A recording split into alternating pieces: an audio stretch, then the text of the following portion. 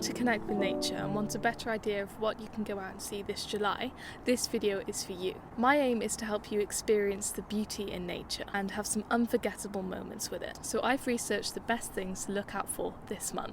July is a month with so much in store for nature enthusiasts, and it's also perfect for people who are new to nature because there's so much to see. In July, animals are busy raising and training their young until they can fend for themselves. Our summer visitors make the most of the long days before their journey south. Flowers scatter the landscape with bright colours, and everywhere you look, life is blooming. I've broken down the top things to look out for into 4 sections: mammals, birds, mini-beasts and plants. So let's start off with mammals. The first mammal is a common and widespread yet wonderful sight, the fox. Foxes like urban areas that are sheltered, like cemeteries, which are a haven for urban wildlife because they're undisturbed and quiet.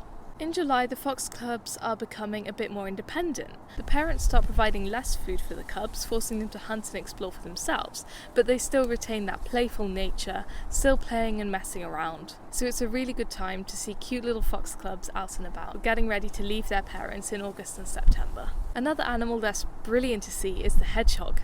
Hedgehogs can be found in parks and gardens with long grass to forage around and look for insects. They usually come out at dusk and sunset, and it's very easy to tell if there's a hedgehog in your garden because you'll hear the loud snuffling and rummaging around in the hedgerow. That's where they get their names from. They literally sound like a pig is in your hedge. If you do have hedgehogs in your garden, you should do the best you can to protect them. For example, you can build hedgehog houses and leave out food and water.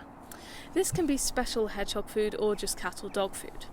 To stop cats from eating the food, you can put up a feeding station with interior walls that stops the cat from reaching in. It's also good to put small holes in your fence so hedgehogs can travel around without their paths being blocked. If you see hedgehogs in the daytime, they're likely to be in trouble, especially if they're lying still on the ground, dragging one leg because that means they're injured, or if they're staggering around looking drunk. If you see a hedgehog like that that's probably in trouble during the daytime, you should call a hedgehog rescue centre. Bats have also come out of hibernation to feed on insects. You'll often see them hunting for insects, and that's going to be over grassland or water. I often see bats flying around over the river near my house. You can see them roosting in woods, farms and urban areas, in sheltered spaces like barns. That's when loads of bats come together to basically go to sleep or roost all under the same large space. Bats also enjoy wildlife-friendly gardens. A really cool gadget, if you do have access to one, is a bat detector. These register the high-pitched clicks that bats make when they do echolocation. The clicks bounce off their surroundings, which helps them build a picture of what's around them. Bat detectors pitch down these clicks to a pitch that we can hear, meaning that you can hear the sounds that bats are making in real time. They are expensive though, but if you find local bat groups or bat walks, they're likely to have bat detectors that you can use. Now on to birds. In July, there are a lot of tawny owls.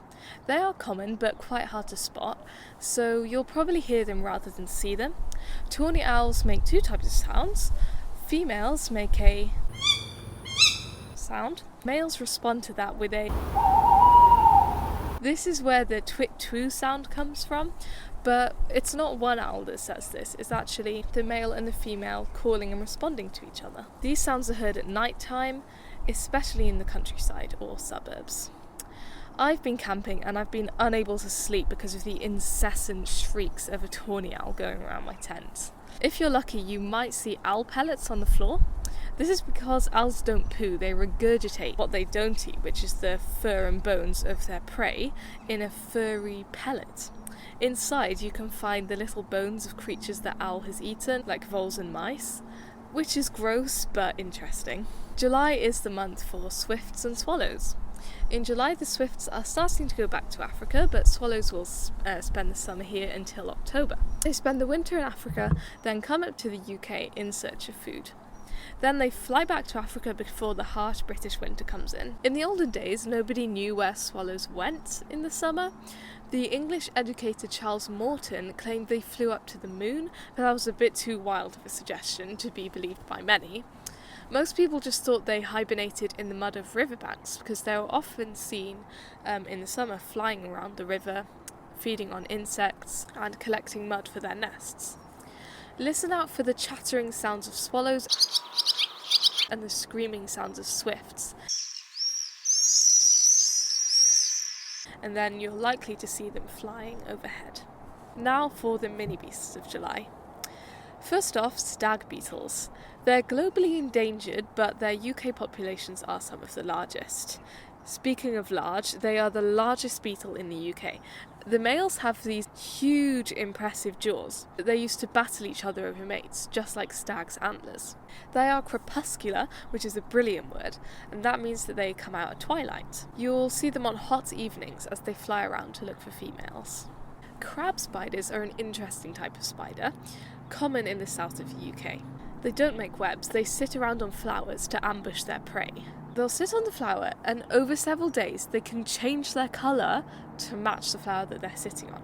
Then they'll wait until a bee or a wasp comes and lands on it, and they'll pounce. A day in July that quite a lot of people talk about is Flying Ant Day. This is a time where flying ants emerge simultaneously from the ground, from their nests, to mate. Multiple colonies will emerge at once, and it causes the ground to be crawling with these winged ants. It's not a day, but actually a season that peaks over a day or two. This is called a nuptial flight, and it's triggered by the precise right temperature and humidity.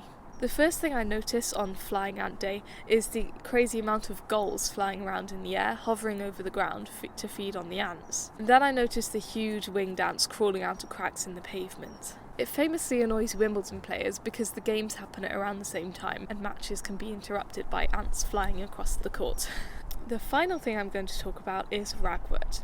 This is a tall plant with bright yellow flowers that in July is decorated with these funky yellow and black striped Cinnabar moth caterpillars. Their colours are this funky because the ragwort plant that they feed on makes them poisonous, and the bright colours signal this to predators. The caterpillars grow into Cinnabar moths, which are also poisonous and also brightly coloured to show this.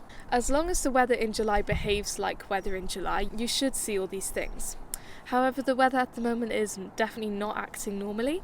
It's super overcast and rainy, and it's a lot colder than it should be. And this is because the position of the jet stream is all messed up. But if it does become hot and sunny, make sure to leave out water for the birds and other creatures. So there you have it, the top few things to see this July. Now, all these do sound very cool, but it's quite difficult to know exactly where to find them.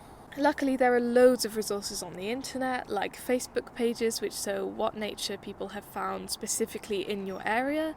Websites like the RSPB's website have maps that show you which areas to visit that are best for a certain thing.